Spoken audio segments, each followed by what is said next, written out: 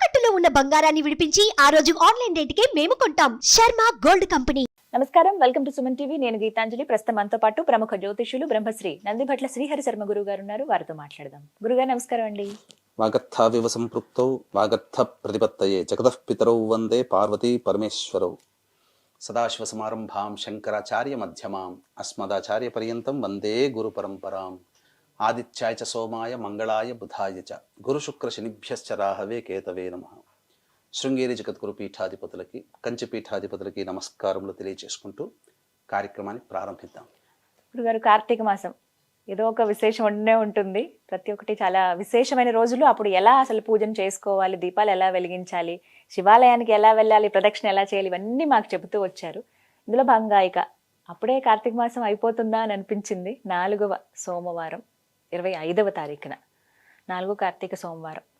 ఆ రోజున ప్రత్యేకించి ఏమన్నా పూజా విధానం అంటూ ఉందా? ఎలా చేసుకోవాలి పూజ? దీపాలు ఏమన్నా ఆ రోజు వెలిగించాలా? అసలు పూర్తిగా ఉదయం లేచిన దగ్గర నుంచి సాయంత్రం వరకు 4వ సోమవారం ఎలా పాటించాలి? కార్తీక సోమవారం ఇక చివరి దశకు వచ్చేసింది అన్నట్టుగా. ఇక 4వ సోమవారం అతి దగ్గరలో ఉండిపోయింది. అంటే ఇన్నాళ్ళ వరకు కూడా పరమేశ్వరుని ఆరాధనలో తరించిపోయినటువంటి భక్తజనానికి అయ్యో ఇంత తొందరగా ఈ కార్తీక మాసం అయిపోతుంది, ఇక మిగిలింది ఒక్క సోమవారమే కదా అని చెప్పి ఇంకా అత్యంత భక్తి ప్రపత్తులతో ఈ యొక్క కార్తీక సోమవారాన్ని జరుపుకునే వాళ్ళు కూడా ఉన్నారు.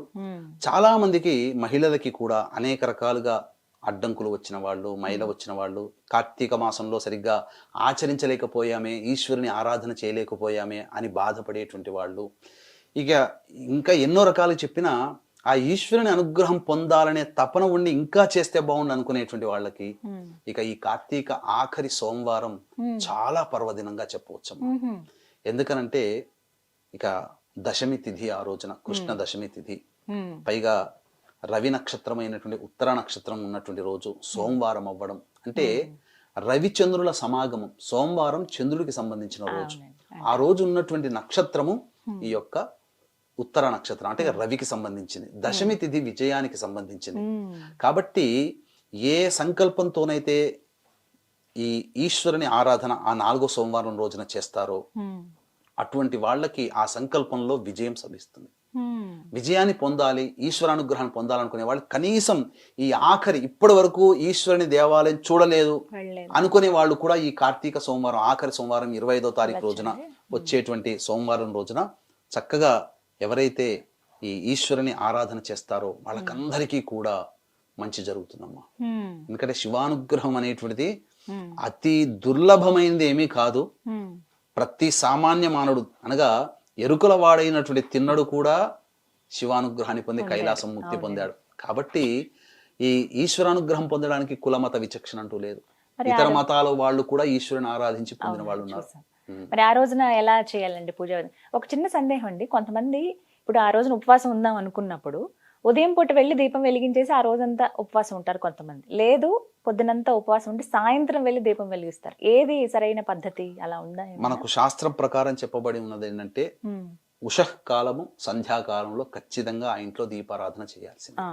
కాబట్టి ఉదయాన్నే బ్రహ్మముహూర్తంలో మనం నిద్ర లేచిన తర్వాత కాలకృత్యాదులన్నీ తీర్చుకొని ఉదయం 4 to 5 మధ్యలో శివ పరివారం పటానికి చక్కగా పూలమాల వేసి అవకాశం ఉంటే శివలింగానికి అభిషేకం చేసుకోవాలి. అన్ని రకాల ద్రవ్యాలతో, ఎన్ని రకాల రసాలు దొరికితే అన్ని రకాల పళ్ళ రసాలతో ఆ రోజున అభిషేకం 4వ సోమవారం అత్యంత వైభవోపేతంగా చేసుకోవచ్చు.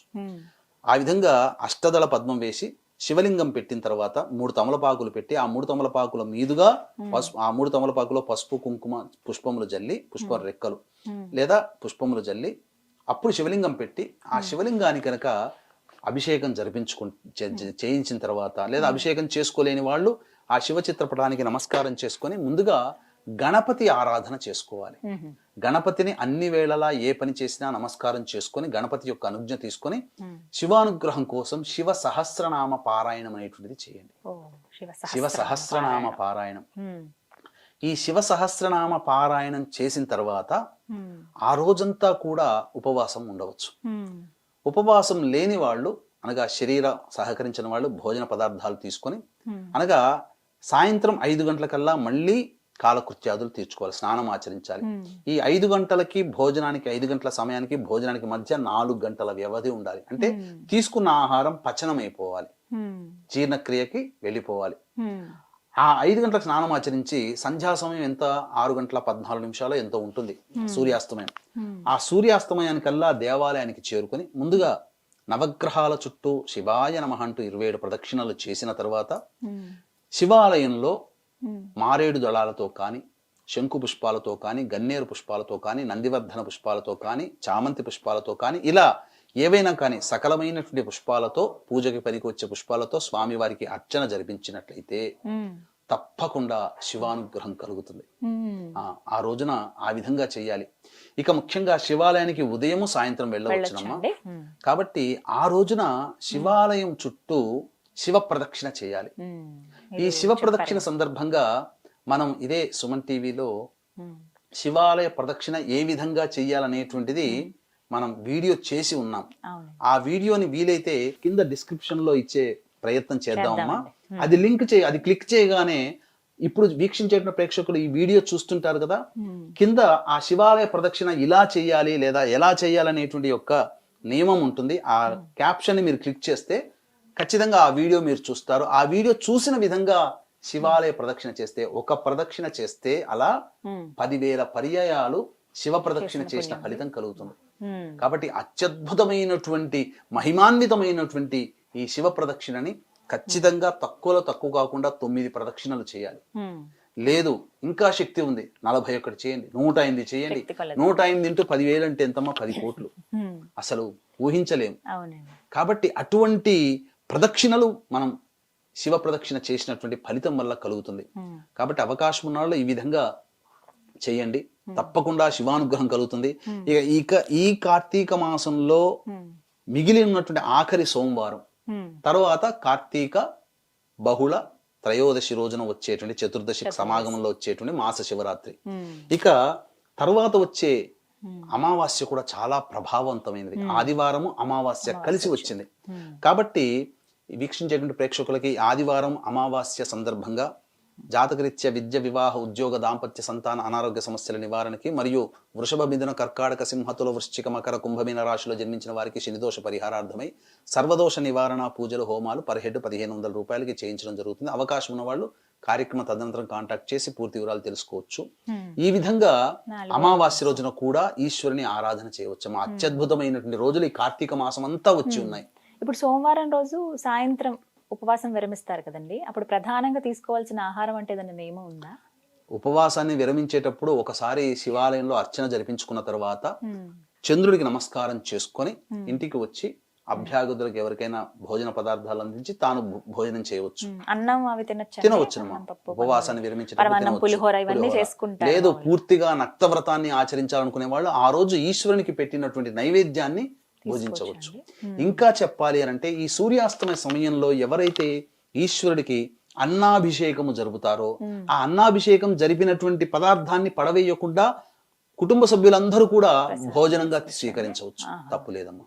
అన్నాభిషేకం సర్వదా శ్రేష్టకరం. ఇంట్లోనే చేసుకోవచ్చు. అలా అన్నాభిషేకం చేస్తున్నప్పుడు ఏం పఠించాలండి? శివనామాన్ని పఠిస్తూ అన్నాభిషేకం అంటే ప్రెషర్ కుక్కర్లో అయితే ముద్దగా అవుతుంది, గంజి వార్చినట్లయితే మల్లెపూలలాగా పొడి పొడిగా అవుతుంది. చల్లారిన తర్వాత ఆ విధంగా చేతులతో తీసుకొని ఇలా భస్మాన్ని ఏ విధంగానైతే అభిషేకం ఇలా చేస్తామో ఆ స్వామి వారిని కూడా ఇలా అభిషేకం చేస్తుంటే ఆ శివలింగం మీద పడుతున్నప్పుడు సందర్భంలో శివ శివ శివ శివ అనుకుంటూ చేయాలి.